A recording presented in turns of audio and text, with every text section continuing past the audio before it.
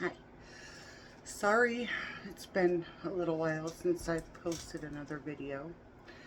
Just had a lot to do and to help take care of my grandma, so I gotta find time. So where I left off last time, was kind of just a quick basic timeline of when I was younger, and that I was born in Libby, Montana, and my first memories were in Ely, Nevada, when my dad was down there driving an oil truck for a company over there. But it was pretty intense. My first memories of him were the torture side of him, that he enjoyed that a lot. I remember my mom got her very first microwave. I know that's crazy. Some of you younger people are gonna be like, what? There wasn't always microwaves? No. And she got hers from Sears for her birthday, and it was a big deal, huge deal. And my dad wouldn't get home until late in the evenings a lot of times,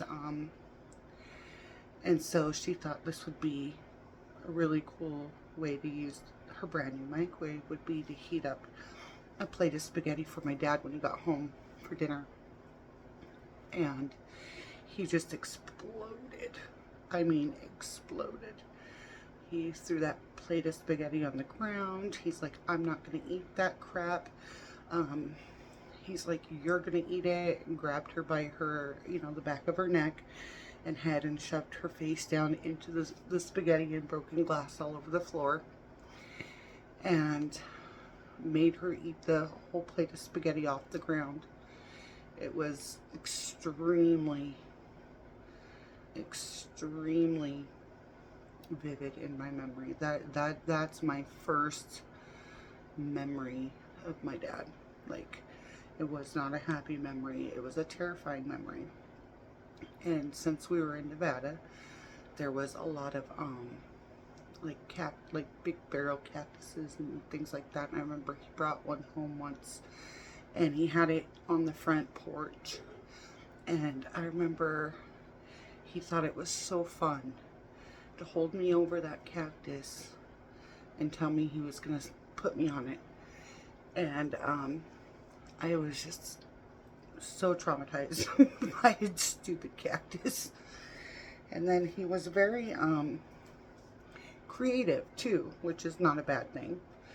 But in his case, it was like creative torture. It wasn't creative fun. But he would go out into the desert to do what he was doing. Sorry, I've got hair somewhere that's driving me crazy.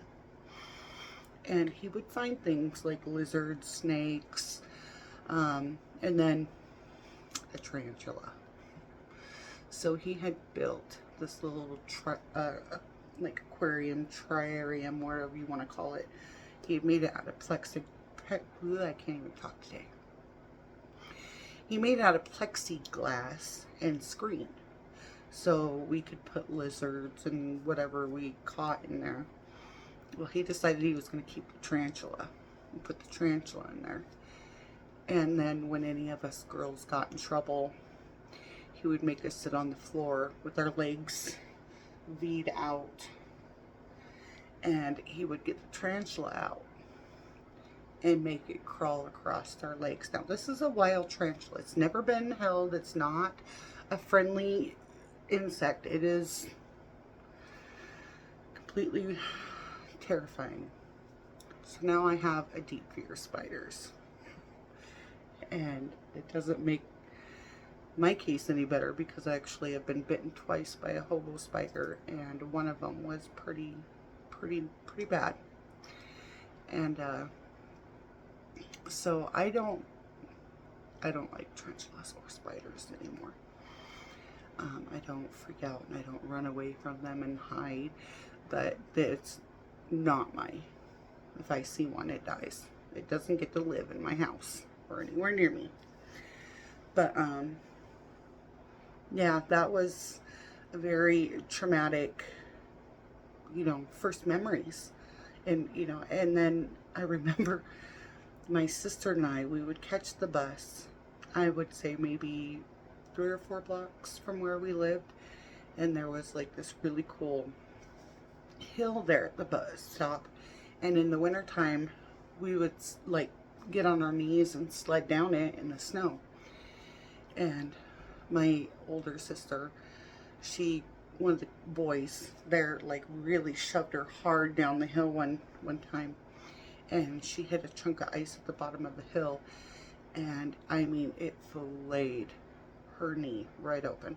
Went through all 4 layers of clothes that my mom had put her in that day.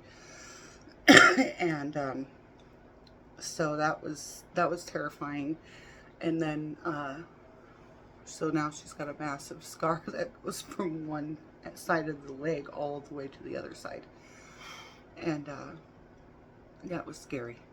And then we were waiting for the bus one time, and this van pulls up, and there was a lady inside the van, and she opened the slider door, like she'd parked her car, didn't get out, went through the vehicle to open the slider door, and then it was just Carmen and I were there that day. There was no other kids at the bus stop.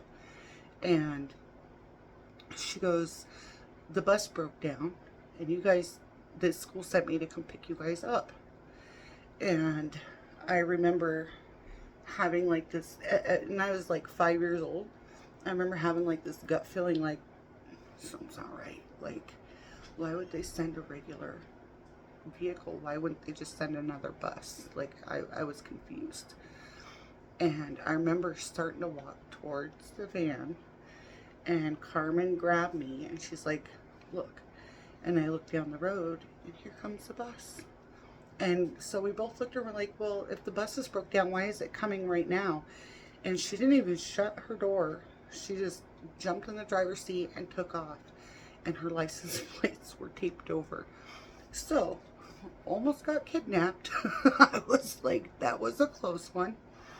So after that, we weren't in Ely for long after that. And we came back to Idaho. And it just continued to, be brutal, like asking us kids to do things that were like impossible to do. And if we didn't get it done, it gave him an excuse to just beat the crap out of us. And then it started getting to the point where that was an effect. He wasn't getting the effect he wanted from that, I guess, or the terrifying fear. So then he started just taking it out on my mom, and it was just like, holy cow, just let it end, please let it end. And for the next, I would say 2 years, about 2 years, we were at this house next door to the cop. And it was the same thing over and over and over again of just, him bringing her to our bedroom at night, telling us to stay by to her. It just got to the point where it's like I was so numb to seeing that kind of trauma all the time that it became our normal. Like, if that didn't happen, what was going to happen next? Like, so that high stress, constantly always being tense, we kind of just adapted to it, and it became how it was. And then I think it was 2 years or so, then we moved into a military army tent. So it was 16 feet by 16 feet, 10 feet tall in the center, like green mesh army tent. And my dad had gotten a school bus, and he had taken out all the seats in the school bus and converted it into like a motorhome, something we could take up into the mountains and camp in. We did a lot of hosting of campgrounds around here in Idaho, and it was terrifying to be in the wilderness, stuck, no one there to hear us scream, no one there to come help. Um, and we would take the school bus in places most people wouldn't even drive an ATV or a four-wheel drive. And he would get that school bus where he wanted it. And I'll never forget one summer we were, I think, about 70 miles to the first house. Not dirt road, not pavement, but the first house. And we were up there, I think, for about 2 months. And we were getting ready to come back. And it had rained the day before. And so the roads, the dirt roads up there in the mountains had these huge, sloppy mud puddles. And when he's trying to get the school bus out of there, the school bus got stuck. And then he had I don't remember what year it was, but an International Scout was our fun vehicle. And I have nothing but good memories about the Scout. The Scout was awesome. My dad was a fabulous welder. Like, he knew what he was doing. He had designed and built a front grill for the Scout where our spare tire would sit up there.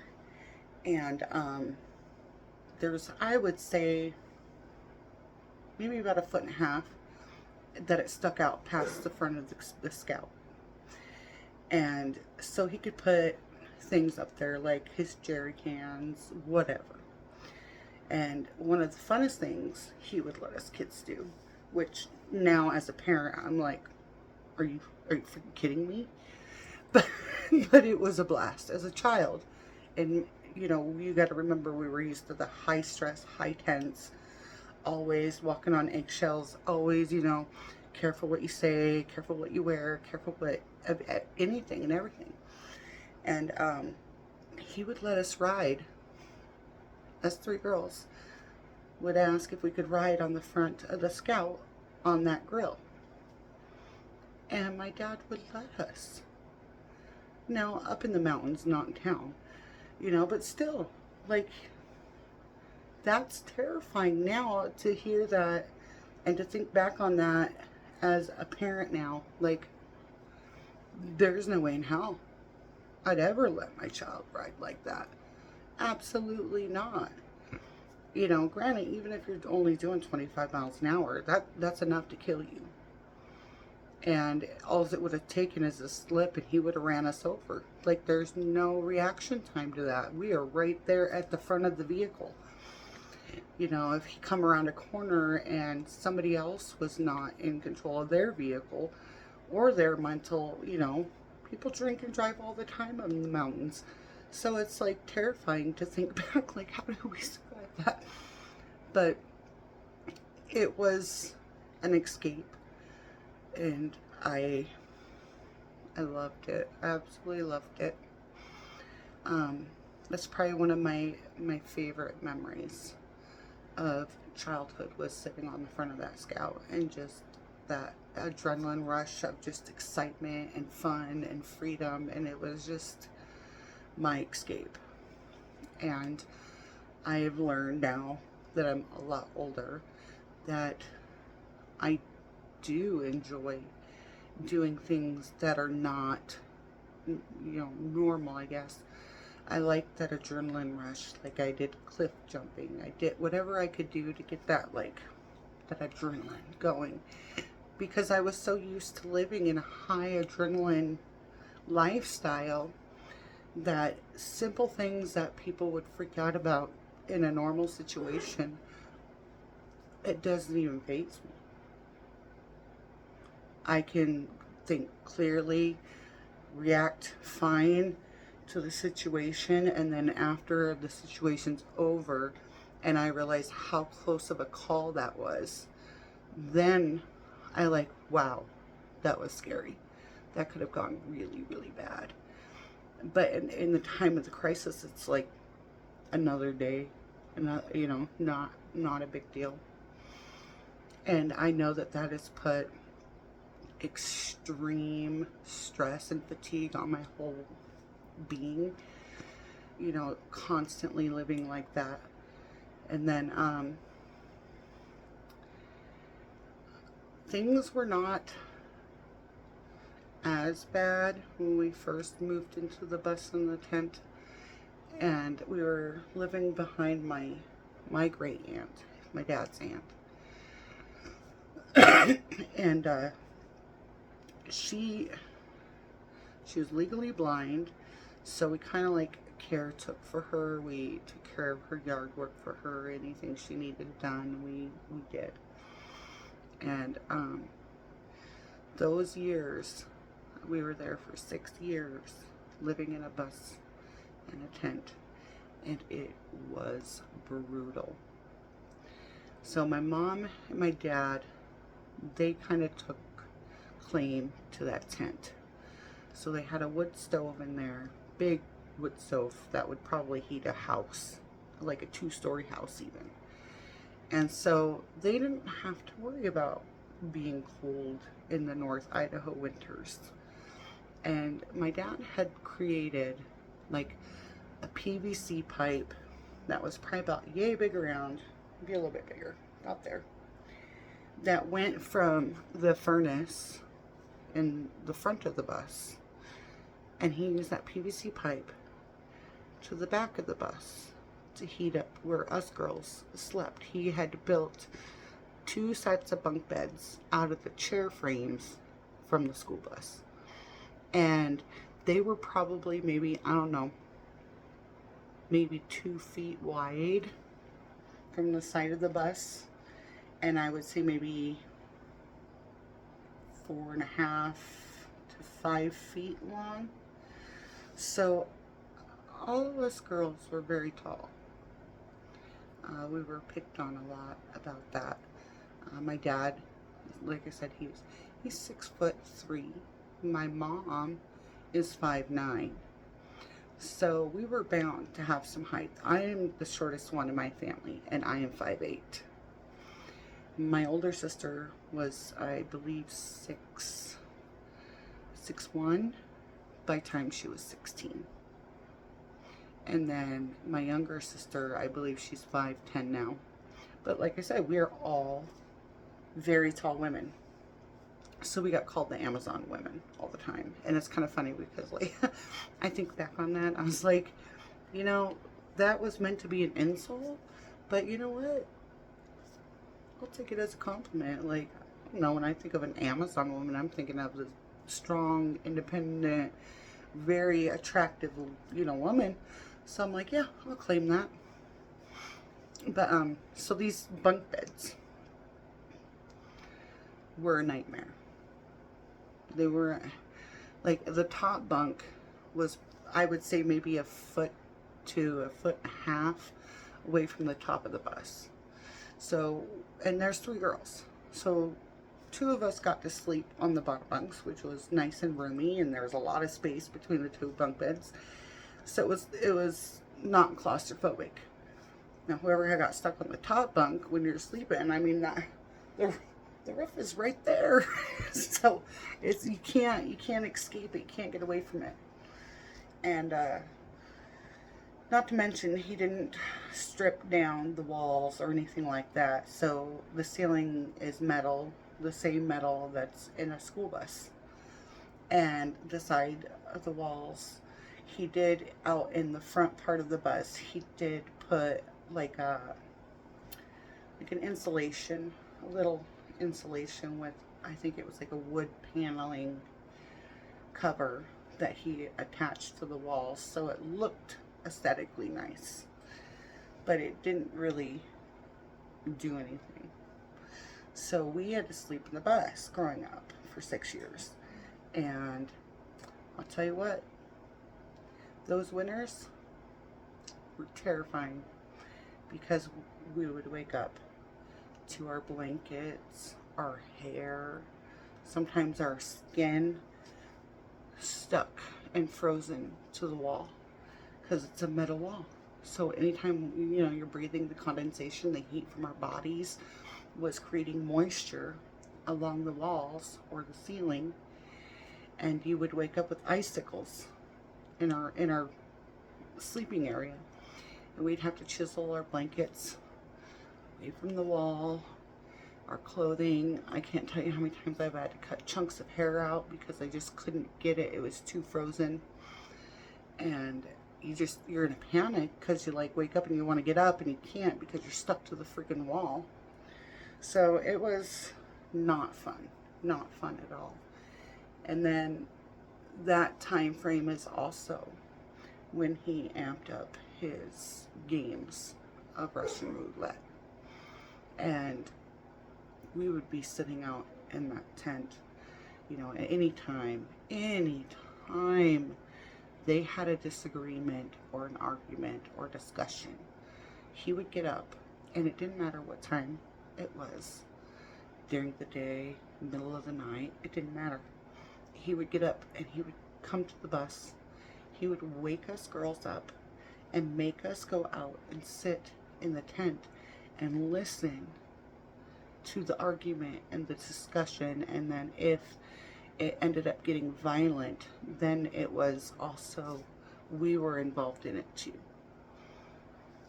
And so I know now from other people who lived around us at that time would sit there and they could hear everything that was going on, because it's a tent.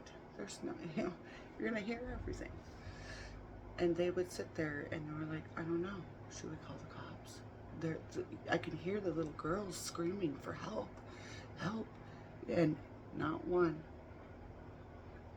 one single neighbor helped us. They didn't call for help. They would turn around and go the other way and like acted like they didn't even hear it or see it or any of it.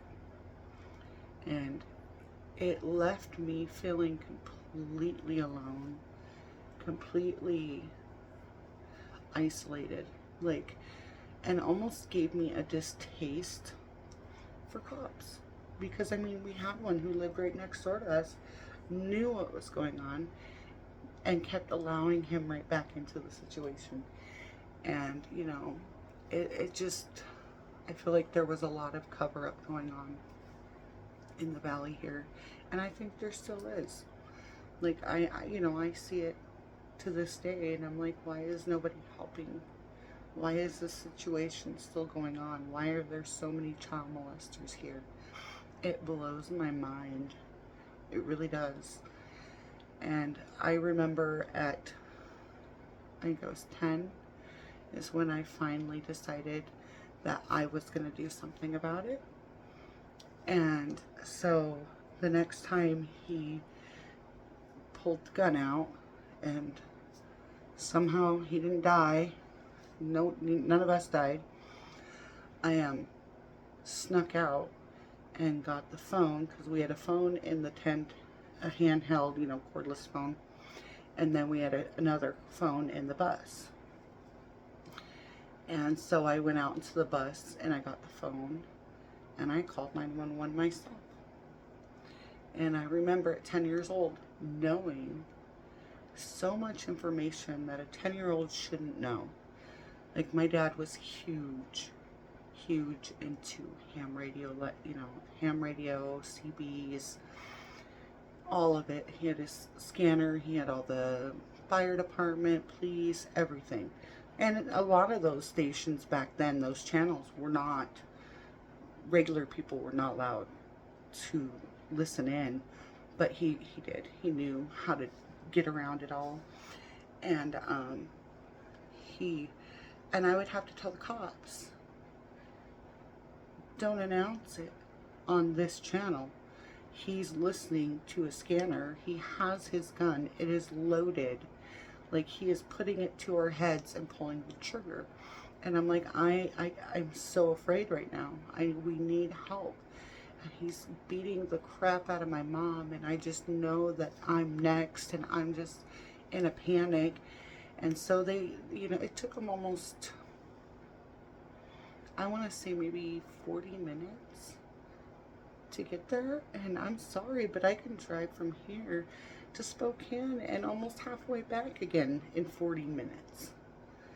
But they claim it was because they had to wait for state troopers and like all these different departments because yes, there's a weapon involved. So I understand that part to a certain extent. Like when you have a child calling you, telling you he's gonna kill one of us. Like, this is serious. You need to get here now. And it would be forever waiting. And I can't tell you how many times between 10 years old and 16 I called for help and never got helped. Like, they would end that situation, take him into custody, or tell him he needs to put his gun away. But there was never anything done. He never served any time. He never did probation.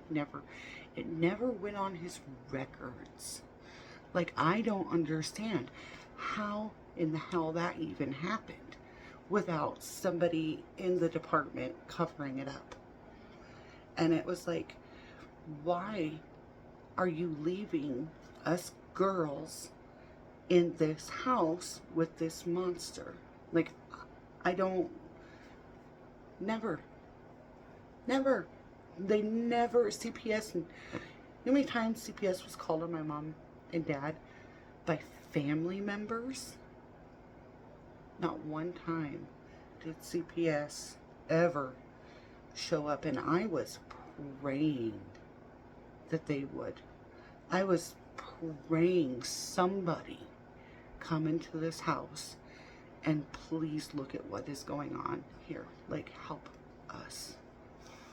And nothing. We got zero, nothing. And it blows my mind. Like, I don't understand. I don't get how, how easily people can slip through the cracks of the department who is supposed to help us. But at the same time, I can see families being ripped apart over absolutely nothing.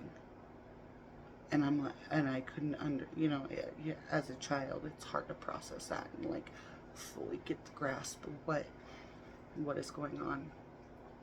And I mean, he would just find horrible ways to punish us, to hurt us, to make us feel the pain. He eventually, because I did get that belt, and now you know the belt I'm talking about because that was in the last video, but we had a huge wood stove.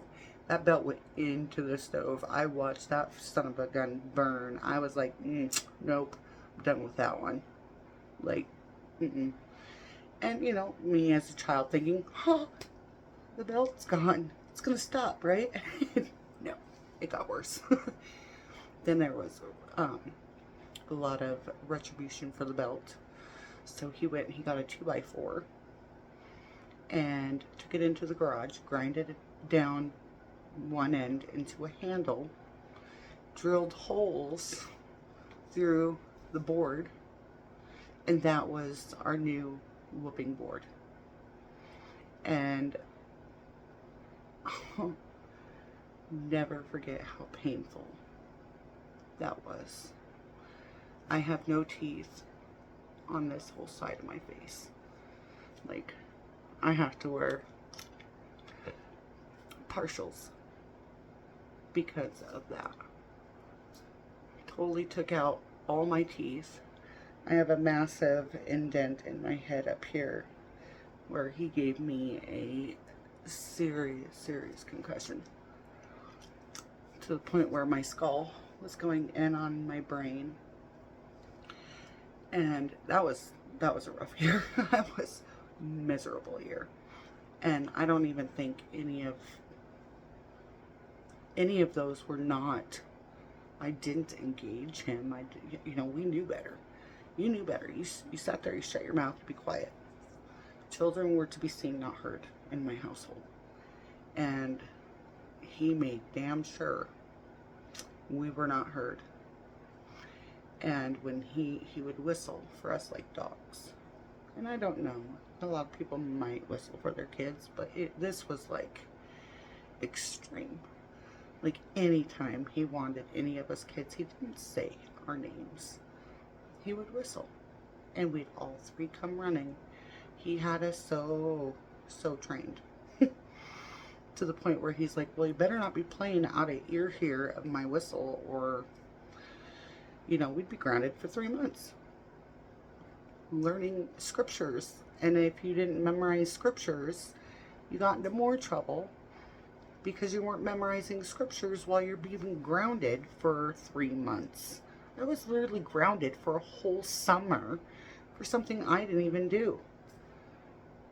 My little sister climbed a tree at the church, and one of the branches got broke, and I was the one who was punished for that. But that was normal for me.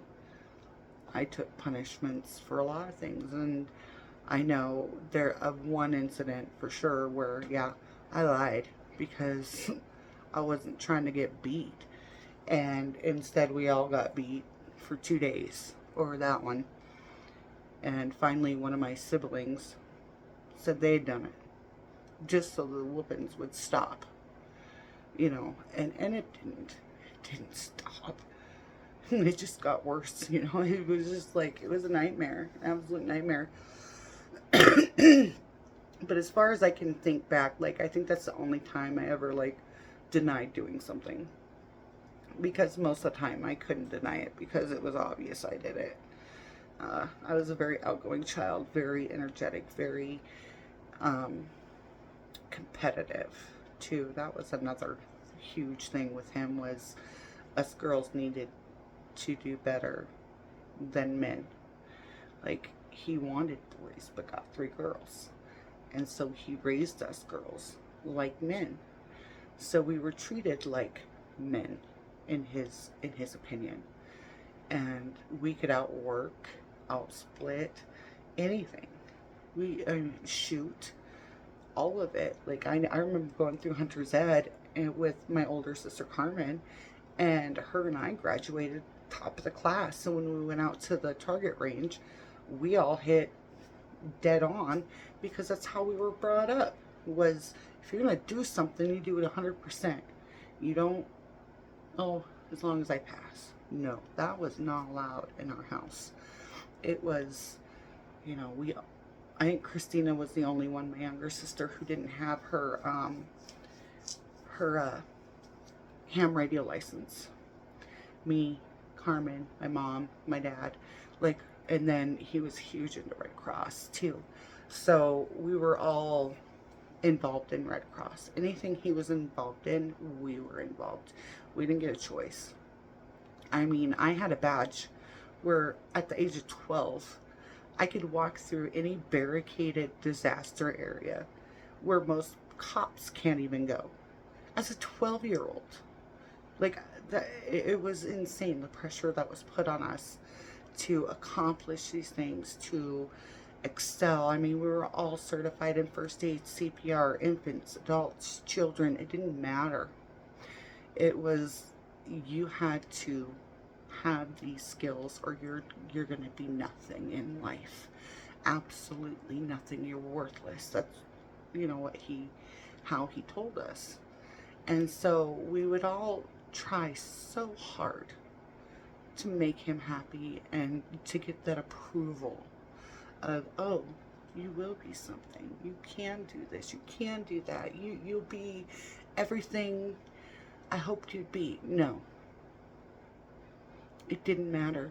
We were still lacking somewhere. We still couldn't read fast enough, or we couldn't accomplish what he wanted us to.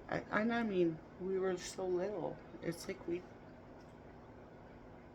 and not to mention, we weren't allowed to go anywhere or hang out with other people. He kept us isolated and controlled in his own world, his own environment. And so we didn't grow up with friends. We didn't get to experience that. I remember they pulled us out of public school. I think Carmen was in the 3rd grade, I was in 1st grade, and Christina was just starting kindergarten. And they said, nope, we're going to graduate. We're going to homeschool. So now we don't even get that, like, 5-6 hour break away from the house. Nope. We're there 24/7 at his beck and call whenever he wanted us. It didn't matter. And that was hard for me because I struggled really hard in school.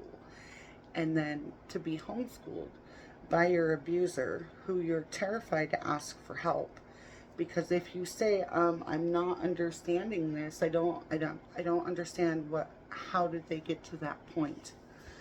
And he would just give you this look of like complete utter disapproval, like, how are you even my child, kind of situation. So I didn't want to ask for help. I faked it till I made it, basically. I still don't even know how I managed to do that and still succeed at everything I've put my mind to. Like, I've done so many trade schools. I've done culinary arts. I've done cosmetology. I've worked at wood mills. I've, like, things that most people don't do. And for me, like, that constant struggle is a normal for me, and I hate it. I absolutely despise that. And I have tried for many years to, like, you don't have to know everything. You don't have to, like, go into this job and then learn every department of this job to be successful. Like, it was bad, like, really bad for a long time for me when I was, like, in my 20s. Any job I had, I would hit it 150%. I need to know everything. I got to know how is inventory done? Why do you need how many rolls of material are we going to go through, like, for these kits, and just be like so obsessed with knowing everything about that company when I didn't need to know that. Like, I was one department, stay in one department. Not for me. My dad had instilled in me that you succeeded at all. You learn it all. And if it kills you, it kills you. And if it doesn't, you're just gonna know more information. But it was rough. And I know that I just kind of like did a shiny thing and kind of got way off track there. And I apologize. It's just the way my brain processes things, and it's like, it's hard to explain. But I'm really trying hard to work on that and, like, stay on topic and, like, not venture off too far down the rabbit hole. But there's just so much information, and I know that I'm not, like, saying everything that's happened, and I'm missing, like, some here and there. But I feel like you get the idea. You get the point that it was brutal as a child, and then it just got worse. It just kept getting worse, and there was no help. Nobody was helping us. And I remember the first time he touched me. That was, like, probably the worst. I would have rather been beat. I would take the head beating all over again over that. And it was so sad because my sister was present and was unaware of what he was doing. He had her hold me down while he tickled me. And to this day, she still has no idea what was happening while she was doing that. And I don't hold that against her. It was not her decision to hold me down. It was my dad's decision, and her fear of my dad telling her to do something or she would get in trouble. I don't hold that against her. It's not her fault. It's his fault. He's the sicko. He's the one who was, doing that crap to us. And with her, she was my little sister, and that was the baby. And he hardly ever, like, punished her severely. I think I got the worst of it because I always stuck my face where I shouldn't have stuck it, but I did it anyways because I wanted to keep them safe. It was a decision I made at a very young age. And I think I was 13, about 13 years old, when I decided I was really going to take things into my hand. And we were way, way, way up in the mountains, camping in our tent, not our tent, but our bus. And I don't even remember what the argument was over, but it escalated. It escalated fast between my dad and my mom. I mean, to the point where he just beat the shit out of her. I mean, her lip was busted from about here down, and it was just flayed open. So you can see her teeth in there and her gums. And there was just so much blood. Like, I don't know if you guys know, like, how bad head wounds bleed. But the face and head was the one thing he really enjoyed hurting. And I don't know, I can't prove that he liked the sight of blood, but that's kind of like how I felt growing up. Like, he enjoyed it. The more blood, the better. Like, he really was proud of his artwork, like, always. So we had done some target shooting earlier that day, and we had two .22 rifles that were laying on, like, the bench couch in the bus. And I noticed that the barrels were facing the front of the bus, and my dad had chased my mom into the bus, so she was sitting on the other side. I was sitting next to the rifles, and my dad was standing on that first step inside the bus. And I don't, most people have ridden on a bus. So when you first walk into a bus, on the right side is the dash and the handle that shuts the doors. And then on the left side, there's like this thin little tin metal that runs down, I don't know, maybe 3 feet tall, that protects that first seat. Like, when you're riding in a bus, like, if they get in an accident, you're not going to go flying through the windshield, you're going to hit that instead. And he never removed it out of the bus. He left it there. So he was standing on that first step. He had one arm resting on the handle that opens and shuts the door, and he had his other arm resting on the top of that little divider. So, and my dad's a big man, like, he's a big man. So I'm like, I'm just about at his heart level. The guns are loaded. What if I just reach down there and pull the trigger and see what happens? Like, I'm willing to take one for the team at this point. Like, I'm done. I'm done. I'm over it. I'm 13 years old, and this is how I think I can stop this, by killing him. And it was like, I don't know. Maybe I'll go to jail.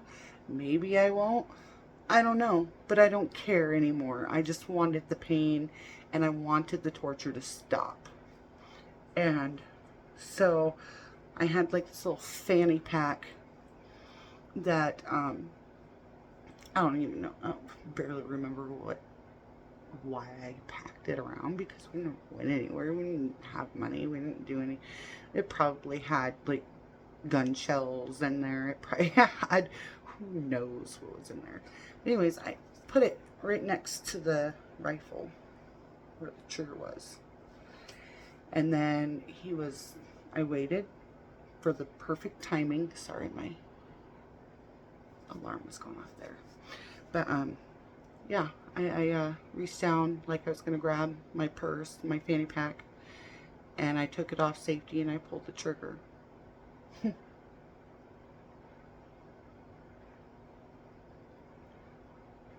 I don't know if it was God's will. I have no idea. But it didn't go through. It didn't even hardly even put a dent in that metal plate there, that divider.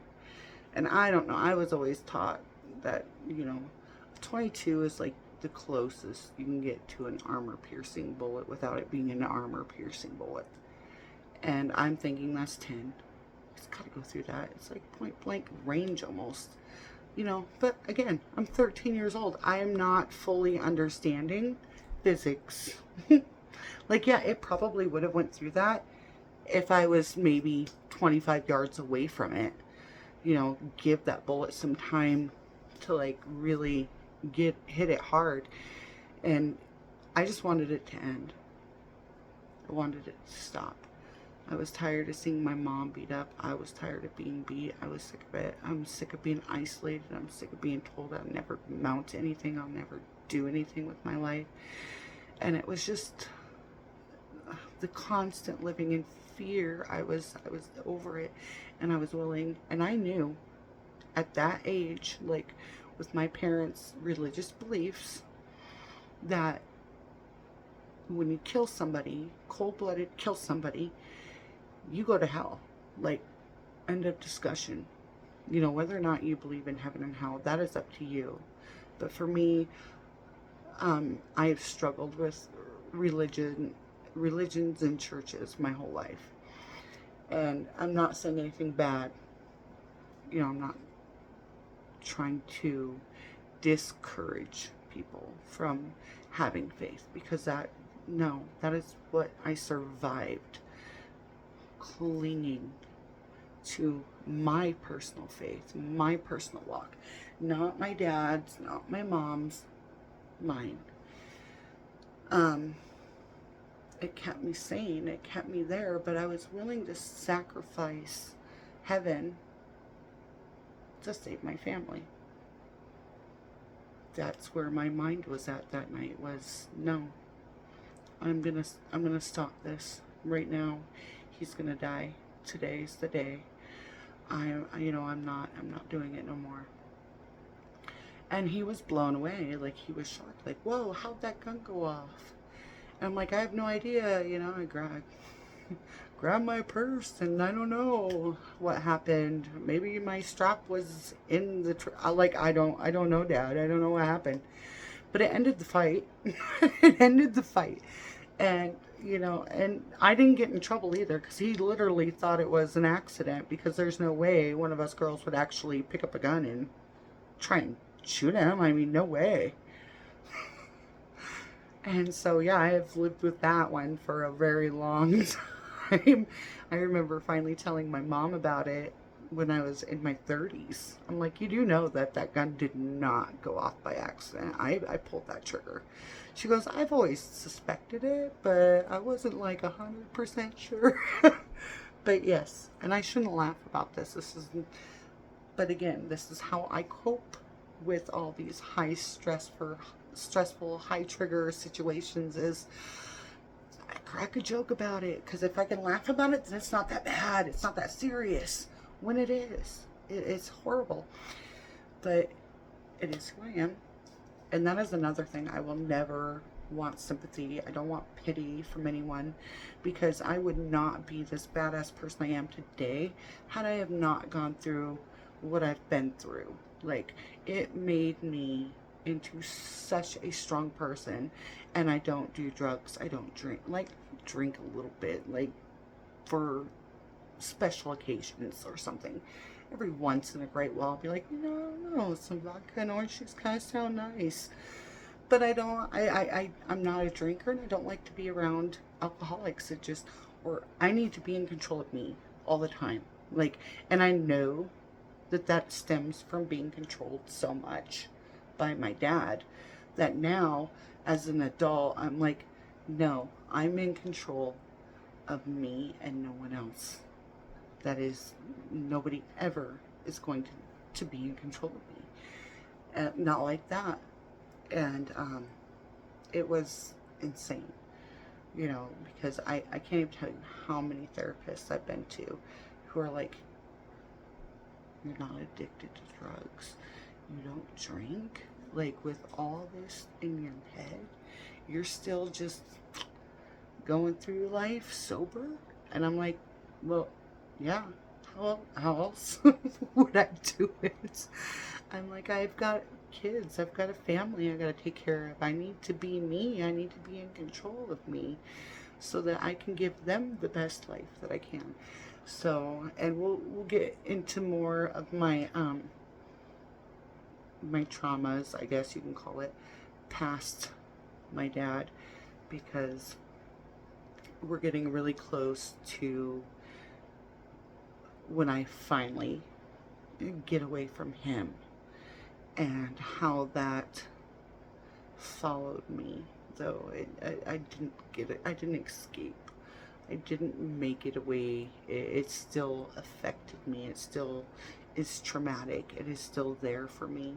So it's just not as intense as it used to be.